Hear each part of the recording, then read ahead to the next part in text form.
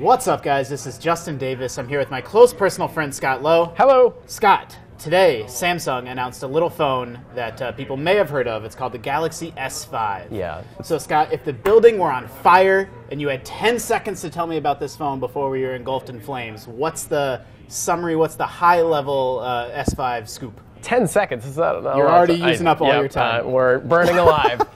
No, the Galaxy S5 is kind of the successor to the Galaxy S4. Very similar in a lot of ways. Like, the design is more or less the same with the exception to a new perforated back. Sure, we can see it back here. It looks like the S3, it looks like the S4, but it does have this, a little bit different style. Yeah, so it's not that much of a design leap like that a lot of people were kind of hoping for. There were rumors that it was going to be leather backed and that there was going to be all these edge-to-edge design. It was going to be really sleek and sexy.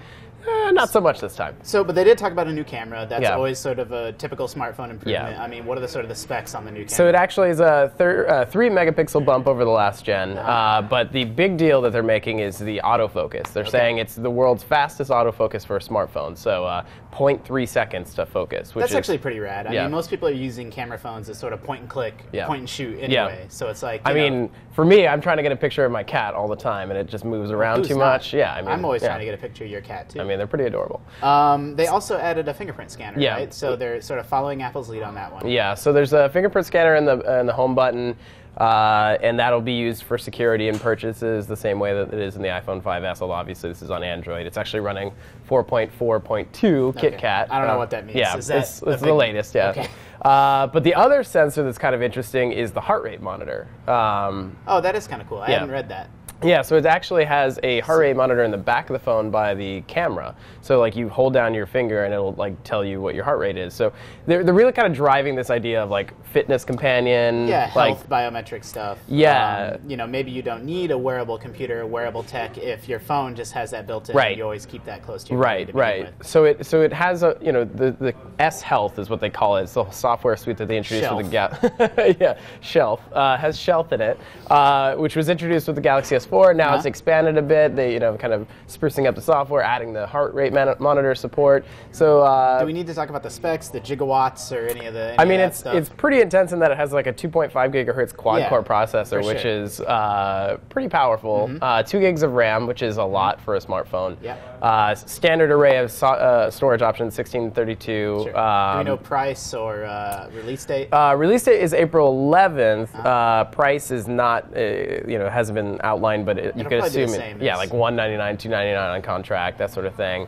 So, I mean, just real quick, in addition to, so the S5 was a big announcement, but they also announced a new smartwatch as well, right? Or a series of them, actually. A series of smartwatches. Yeah, so they introduced like a successor to the Galaxy Gear, which was introduced last year. It was not that great. Yeah, battery life was kind of terrible. Limited array of support for... but they're doubling down. Yeah, so they actually have 3 new Gear devices. One is the Gear 2, which is like the...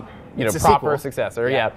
Some of the changes they've done there is they've removed the camera from the strap. They've now put it in the base of the actual watch face. So what that does is it allows you to add additional watch bands. So if you wanted to swap them out. You get that fancy leather strap that all the kids are trying to get. So you can look classy.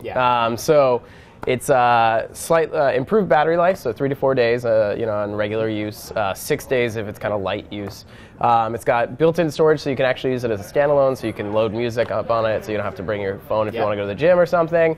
Then there's the Gear 2 Neo, which omits the camera and is cheaper, although they haven't said exactly how much. Okay, that's actually a pretty, I'm still not super sold on smartwatches, but in terms of sort of a product line, like I certainly wouldn't need one with a camera, so if I were to consider one, that's a totally reasonable and it's cost not a saving. bad-looking watch, and it's actually, as a result, it's like lighter and, it's easier to wear in that way. Sure. And then there was the Gear Fit, which is like the fitness companion, which is it's got a curved OLED display, or Super AMOLED actually, and it's it does a lot of the same things that like the Gear does in terms of notifications and whatnot. If you're not a Scott Lowe or a Justin Davis and you actually exercise, I exercise sometimes. Oh, well, okay. When I remember to. I'll put the Fit on when I'm on my couch.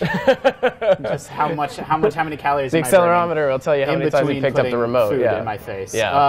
So Mobile World Congress is going on now. Samsung's big announcements are done, but IGN is going to have sort of the full scoop on all the hottest tech coming out of Barcelona. So for more on the Galaxy S5 and all the hottest Mobile World Congress tech, keep it locked to IGN.